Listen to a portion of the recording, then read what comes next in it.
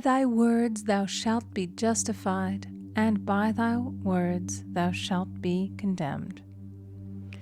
A person knowing the power of the word becomes very careful of his conversation. He has only to watch the reaction of his words to know that they do not return void. Through his spoken word, man is continually making laws for himself. I knew a man who said, "I always miss a car. It invariably pulls out just as I arrive." His daughter said, "I always catch a car. It's sure to come just as I get there." This occurred for years. Each had made a separate law for himself, one of failure, one of success. This is the psychology of superstitions. The horseshoe or rabbit's foot contains no power, but man's spoken word and belief that it will bring him good luck creates expectancy in the subconscious mind and attracts a lucky situation. I find, however, this will not work when a man has advanced spiritually and knows a higher law. One cannot turn back, and one must put away graven images. For example, 2 men in my class had had great success in business for several months, when suddenly everything went to smash. We tried to analyze the situation, and I found, instead of making their affirmations and looking to God for success and prosperity, they had each bought a lucky monkey.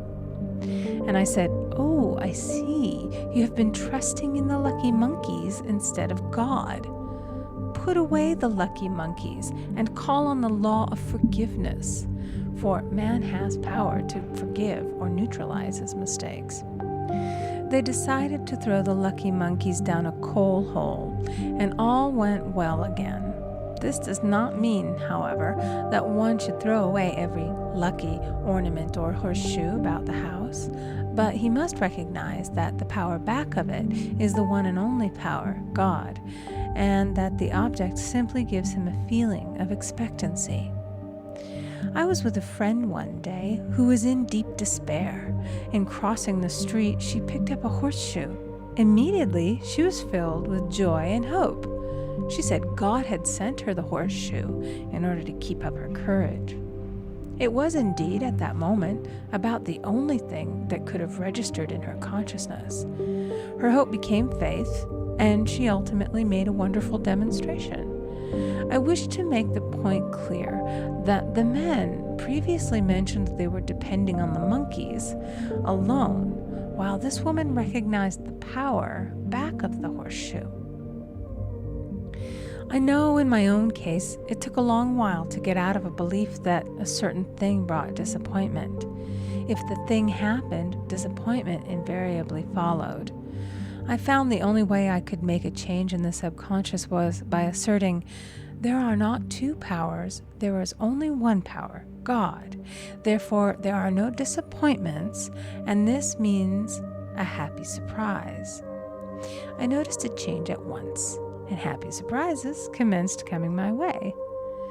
I have a friend who said nothing could induce her to walk under a ladder. I said, "If you are afraid, you are giving into a belief in 2 powers, good and evil, instead of one.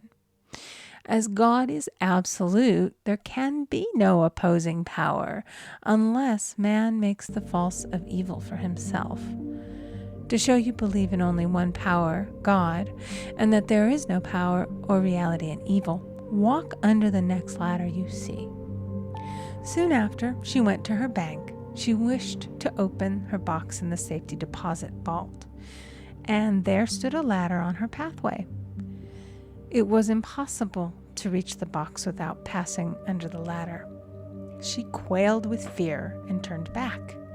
She could not face the lion on her pathway. However, when she reached the street, my words rang in her ears, and she decided to turn and walk under it. It was a big moment in her life, for ladders had held her in bondage for years. She retraced her steps to the vault, and the ladder was no longer there. This so often happens. If one is willing to do a thing that he is afraid to do, he does not have to. It is the law of non-resistance, which is so little understood.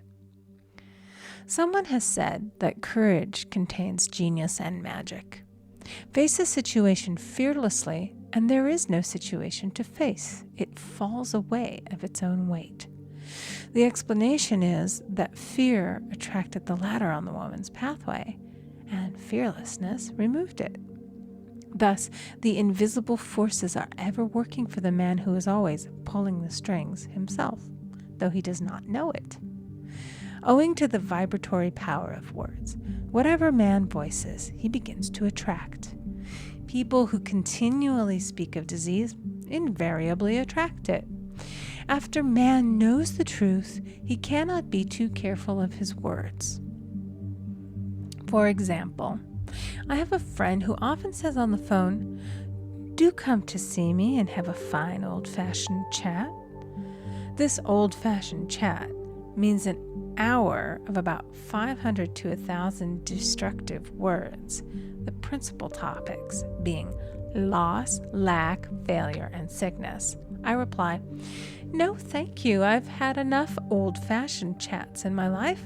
They are too expensive, but I will be glad to have a new-fashioned chat and talk about what we want, not what we don't want."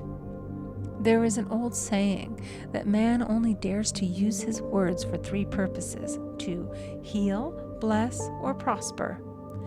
What man says of others will be said of him, and what he wishes for another he is wishing for himself. Curses like chickens come home to roost. If a man wishes someone bad luck, he is sure to attract bad luck himself. If he wishes to aid someone to success, he is wishing and aiding himself to success.